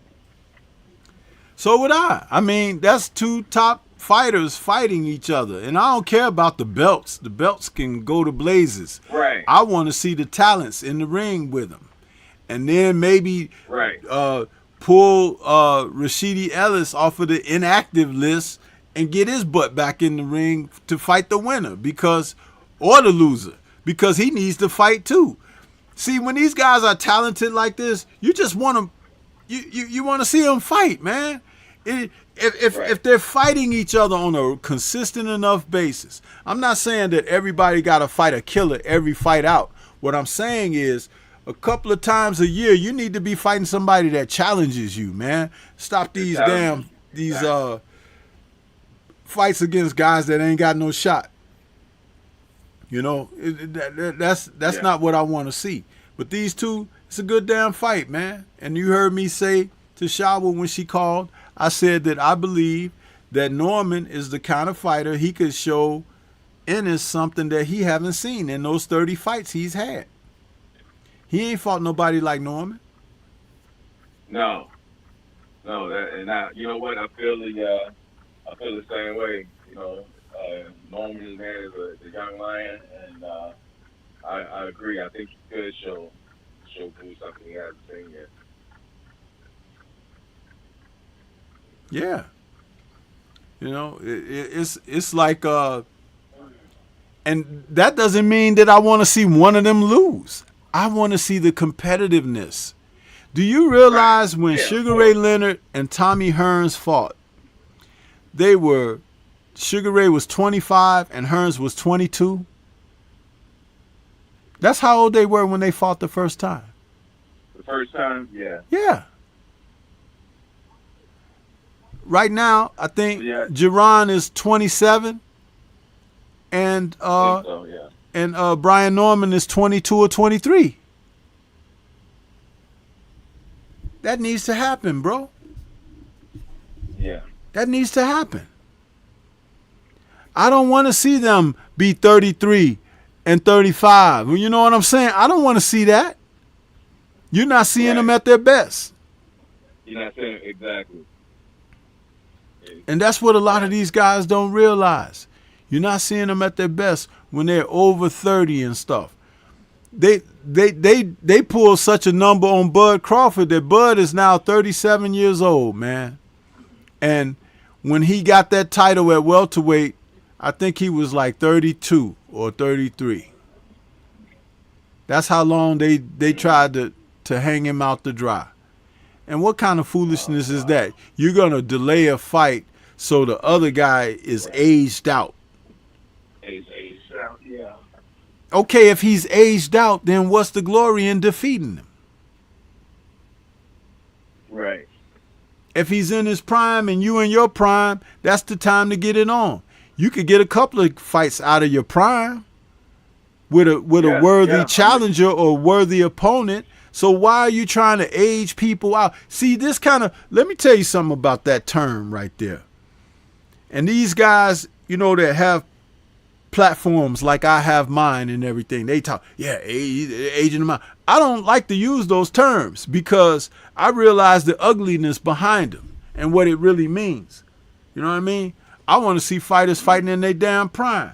I don't want to see no damn has-beens, you know, used to be's, huh? Yeah, I mean, you come from an era, man, where there was so many trilogies, you know, and it's like, you know, this era, man, that has stopped. I mean, we've seen a couple, but not like. It doesn't even have to be a trilogy, bro. It just be a damn fight. Let it be a fight. Let them say, well, at least I fought him. You understand? These guys, look at Tank Davis, man. All of these people who got careers and got status and stature because he ain't fought them. He fought one guy and made him a freaking star that people thought that guy was better than he is, and that's Pitbull Cruz. There was no way Pitbull Cruz should have been a world champion. No way. He's so limited. He might as well have no arms. He's so limited. But Tank made him a star. and made him kind of wealthy. So it's like, why you can't make another one of your brothers wealthy? Why you can't do something in that regard and put some love in somebody else's pocket who deserves to be on par with you? Right. I don't understand. And it's like I'm watching this and then they get mad if you critique that they are not fighting the best. If you critique that they are not at their best. If you critique that they're not looking for the best. Mm-hmm. See, someone like myself, it take me, I will tell it like it is, bro. It's no filter and it's no fluff over here. I'm telling it like it is. Yeah. Yeah. Yeah, man. That's why I'm saying, hey, listen, with Shakur going over there to Saudi now, and he on that card, just watch what happens. Cordina might be a tougher fight than he anticipated. He might be. All Cordina got to do is come in motivated. He was struggling to make the weight, super featherweight, 130, the last couple of fights. Now he's going to be able to fight. There's no pressure of him being the champ. The only pressure he got is not to get embarrassed. And that's not likely to happen because it's not like Shakur is a knockout puncher. Shakur only has one more knockout than he does. Shakur's got 10, he's got 9. So it ain't like he going there against somebody that's going to strike him on the chin and put him out and he'd be like, oh my goodness, I never meant for that to happen. No, he could go over there and get in the trenches with Shakur and he might find out that Shakur ain't no tough guy. You understand? Yeah. Because we haven't seen Shakur be tough, have we? No, I mean, he sometimes it looks like he's, kind of apprehensive to engage. But, I get it. I mean, that's not his style. It's not about that, brother. It's about being competitive. If you got the spirit of fight in you, if you're a spirited fighter, you could go out there and you could get some things done. You can move mountains with your ability to be able to have that desire to want it and things of that nature. Yeah. Shava says against Herring, I guess more bully. Yeah, but see, he knew Herring. They were familiar. Right. He ain't familiar with Joe Cordina. But I'm gonna tell you something, that it's gonna take less than a round for Cordina to really pick up on how tough he is. And then you're gonna see Cordina try to make a move. It's that simple. Because again, some of those folks over there, dude, remember, they don't have guns over there, right? But they got knives and stuff like that. So that right. Being a tough guy is really being a tough guy over there. It is. Over here in the States, you tough when you packing, huh? You tough when you got something on you. Right. It's a little bit different. It's a different culture, man. That's why things have changed so much. And I've talked about that, the shift in the paradigm. I said the fighters from out of Europe and the UK have become more solid and stronger and with better coaching and training than it had been over the past 30 years. It's getting stronger and better. Over here, we're getting weaker because our culture is weaker. It's like our society is weaker. The men don't even know their place as men anymore. They want to put on dresses and they want to, they want to be trans and stuff like that. They don't want to be what they were probably put on path to be according to what God anoints you. You see, you can't run from that, but you can be embarrassed, and it's true. Yeah. You look at it. Look at all the professional athletes when they get out of their expensive cars and stuff, showing up at the venues and stuff. Look at how they be dressed, and look at how they present themselves publicly. That's nothing to be proud of.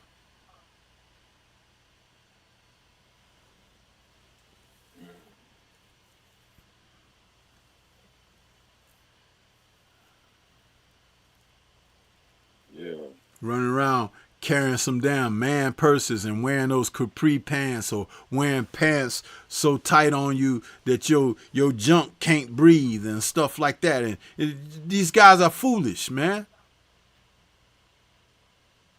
And this is Shakur's era too. This is his era. Yeah. That I'm speaking of. Yeah. It's like he couldn't take constructive criticism, and he going off talking about F the fans. But see, Hearn getting ready to find out that he don't sell either. How about that? He's on this undercard because these two men who fighting in the main event, people been wanting to see this fight for years. So they're going to show up and show out for that. But it ain't for him. What will be telltale is how he performs on this night against this Welshman and how he performs after this. Yep. That's where you're going to see the real spill when that takes place.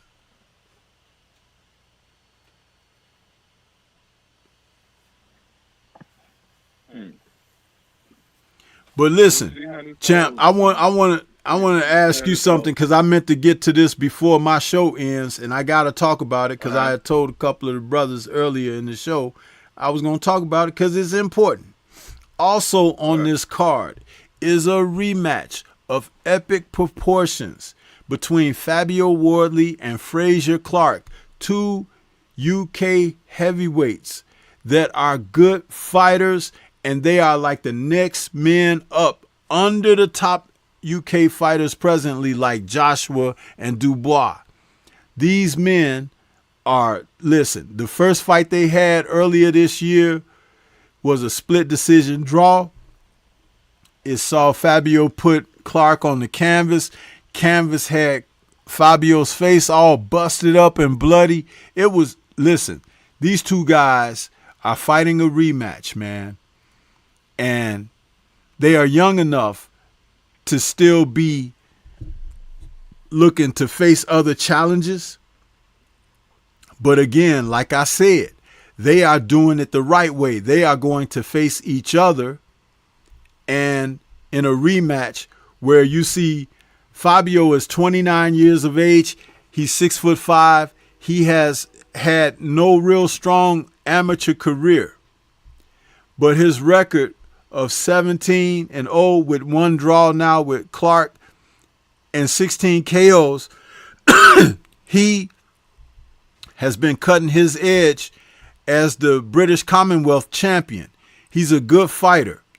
Now, Frazier Clark, who has some Olympic background, I think he was a silver medalist. He's 8-0 with one draw with Wardley and 6 KOs, but he's a little older.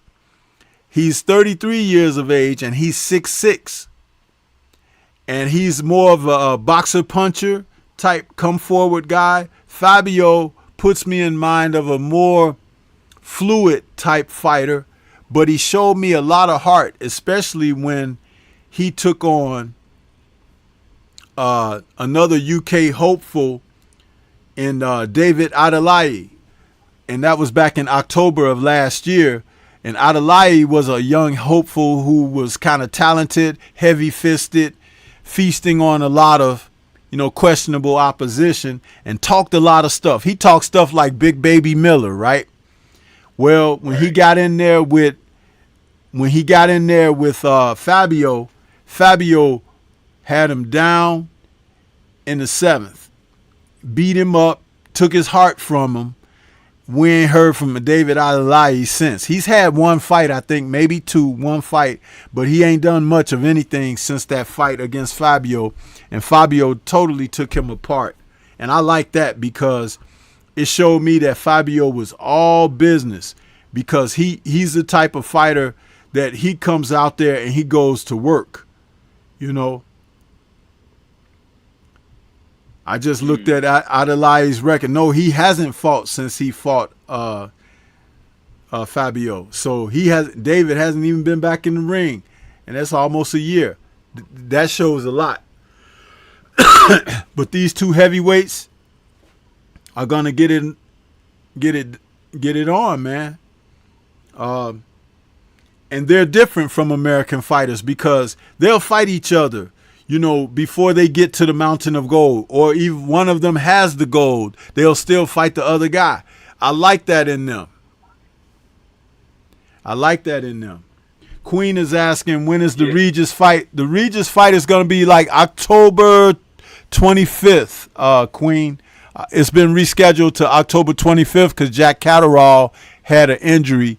So it's been rescheduled for the 25th. But yeah, man.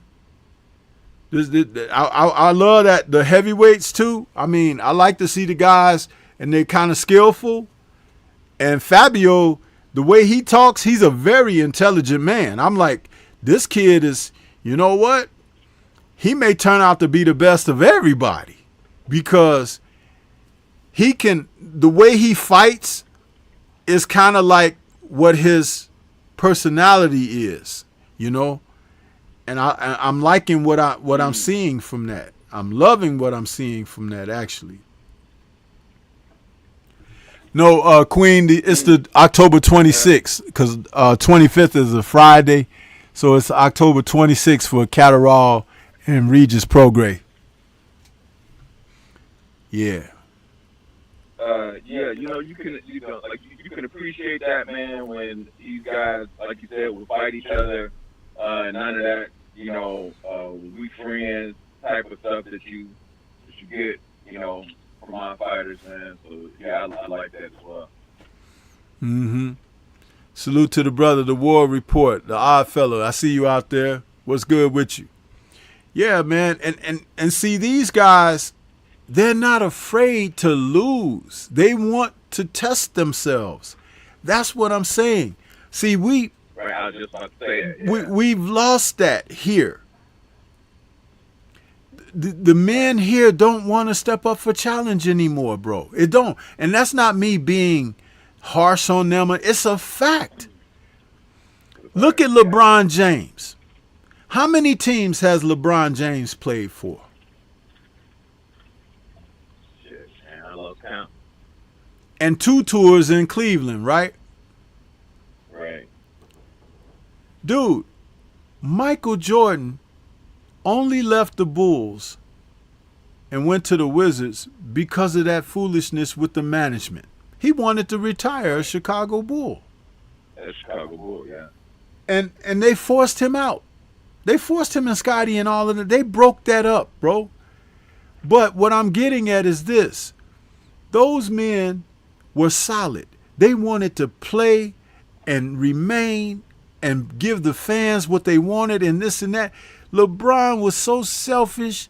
He wanted to be somewhere where he didn't have to do all the work, but he wanted to be a part of where other people, and if they didn't get it done, he could blame them and all of that kind. Dude, that's effeminate behavior from men. Stop it with that foolishness. It's like, yeah, he's a hell of a basketball player. But at no time in basketball history did these guys want to align themselves with the competition just to have an opportunity to win. If you couldn't win outside of that, you just wasn't good enough. Right. Karl Malone and the Utah Jazz and John Stockton, they made it to the finals several times, but they couldn't beat nobody because they just didn't have it. They couldn't do it. The Knicks were so good during the 90s, they were good enough to be there several times, but they couldn't do it.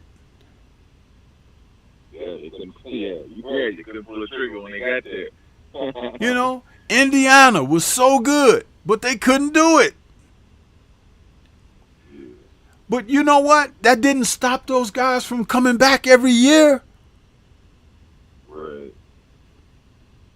And they weren't trying to get a LeBron James to say, oh, he can put us over the top. No, they would try. These guys were hitting the weight rooms in the off season. They were working out. They were dieting. You know, you have players come back that lost 50 pounds and stuff like that. You'd be like, oh, and the team goes on these long stretches of wins during the season because they are hitting their grooves and stuff like that. But now you got everybody that's just kind of want to take it easy. And that's the NFL, the NBA, and Major League Baseball. And now you got all these guys that want to cheat with PEDs and stuff too. Let's not forget about that. Because PEDs is running rampant in professional sports, period. But when I look at young men like Wardley and Frazier Clark, that's what I like to see. Those young men trying to get it done. There's people out here thinking that Anthony Joshua is just going to smash Daniel Dubois.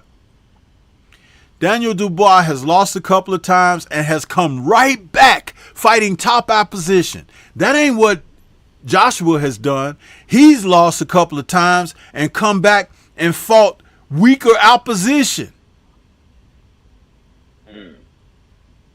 That damn fight against Francis Ngannou, almost any top heavyweight would have did the same thing to Ngannou, except for Tyson Fury, and that's because Tyson Fury took him really light himself.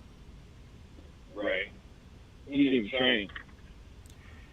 But Joshua fighting the likes of Jermaine Franklin and Otto Wallin and Ngannou, those are not tough fights. Those are not. Why didn't he fight Filip Hrgovic? He avoided that fight. Why didn't he rematch Joseph Parker when Joseph Parker has shown him to be an improved fighter and more prominent in the division now? Why?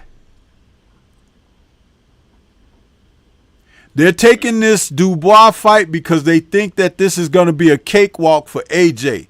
I'm hoping that Dubois teaches his ass a lesson. Because Dubois has done it the right way. He's earned his place. And even in the UK, his own countrymen are giving all of the support to Anthony Joshua. And Anthony Joshua ain't never been solid like that. Never. He showed you 2 times who he really is. When he lost to Ruiz Jr. and how he was and behaved after that. I wish it was Wilder when Ruiz defeated him. You remember that shit? He said that. Yeah. I wish it was Wilder. Motherfucker, you had a chance to fight Wilder for $50 million guaranteed to you. Yeah. And you ran away from that. I'm not going to sell my soul for $50 million. Right. Yeah. And then when Usyk defeated him the second time, he's like, how did you beat me? How did you beat me? He grabbed the belts and threw them out the ring. You remember that?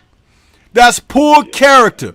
Poor character will always surface at an inopportune time. Yeah.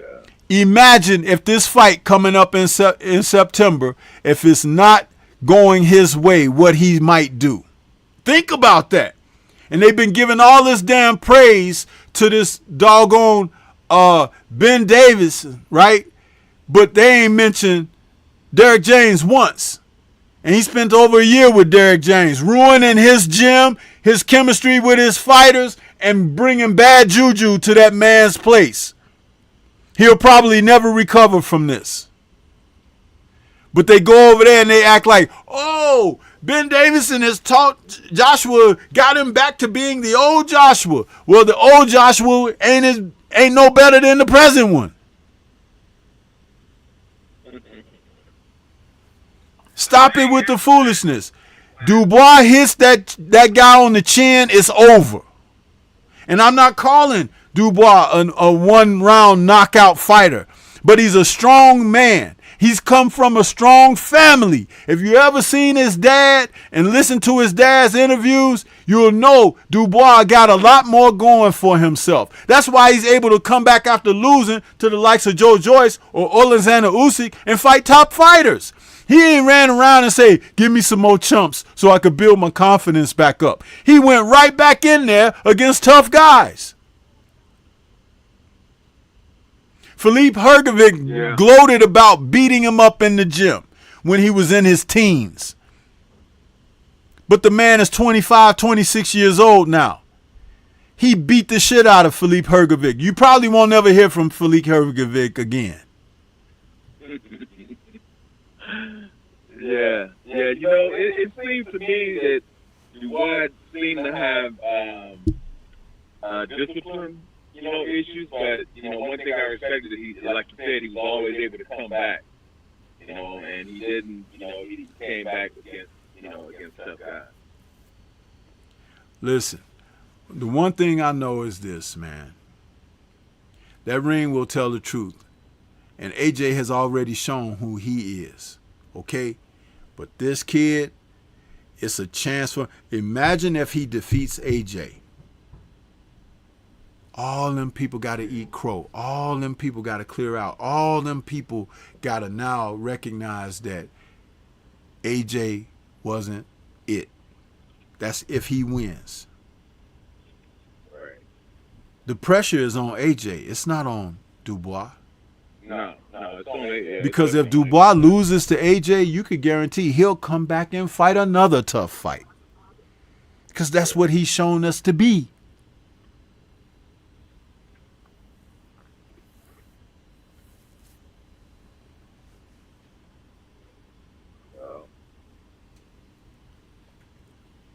Yeah. But see, I say this stuff, people get mad, huh? They get mad. They want to do diss videos on me and all of that kind of stuff because I say the real deal, huh? I say what people feel. And it's like, it's the real shit. Not bull shit. Yeah. You know? And I'm okay because at the end of the day, I've been correct more than I've been incorrect. Yeah, well, it's the difference from, you know, fanboys and fans of the sport. When when you can talk to someone, you know, give constructive criticism on fighters and really just, you know, discuss points on fighters without somebody talking about, oh, you a hater and all that kind of nonsense. That's when you know you're talking to a fanboy. Mm-hmm. Absolutely. You know? Yeah. But yeah, hey, man, I got to call dispatch about this load, man. I just wanted to chop it up with you real quick. I appreciate you there, You know. champ. I appreciate you big time. I want you to be safe out there on that road. But I'm glad I got a chance also to mention these heavyweights because they might steal the show on that night. They very well may. That's how good that fight is. Yeah. I'm looking forward to seeing that. Most definitely. Yeah. Hey, I'm gonna try and hit you up this week, man. And Okay. got a couple of things I want to talk to you about. Yeah. Did you check out my Thursday show, the Dine and Dish? Did you check it out?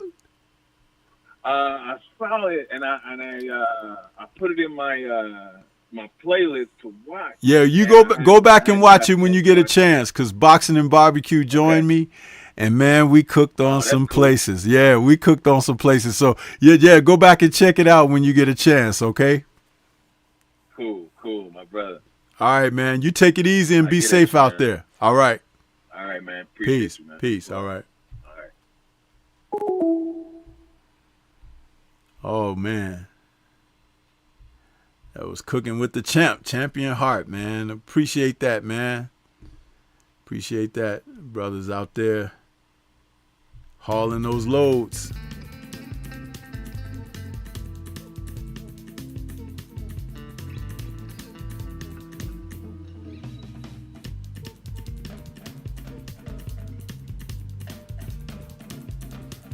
Yeah, it's been an outstanding call-in show today, man. Outstanding. We had a couple of good calls, real support. That warms my heart. That's what I do this for people like that participate. Shout out to Shower. Shout out to Champ. Man. And we covered a lot over this 2 hours. Man. That's what it's all about.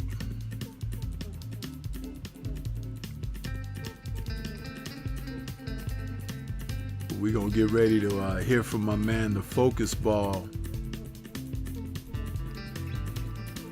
official sponsor for the Stormybman channel. Yeah. Get ready to take your striking game to the next level with the Focus Ball. Dramatically improved footwork, timing, head movement, hand-eye coordination, reflex, and overall fight IQ.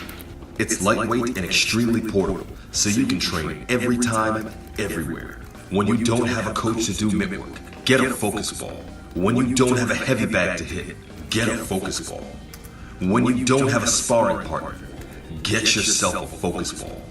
And when you just want to have fun punching and kicking, get a Focus Ball. When you train with the Focus Ball, you train your eyes and your brain to read punches so that you can hit and not get hit, making this very simple device a must-have for all combat sports athletes and enthusiasts alike. So if you want to take your striking game to the next level, don't wait. Get the Focus Ball now.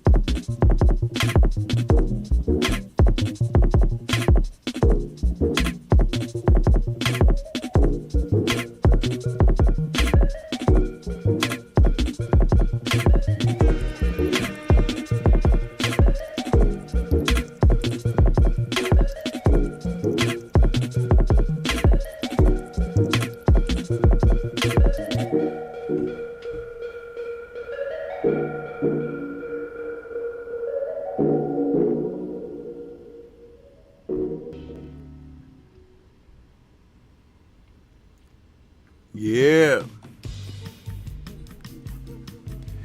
Man, it's been a great Sunday for call in. I appreciate everybody that was out there listening to us today, man.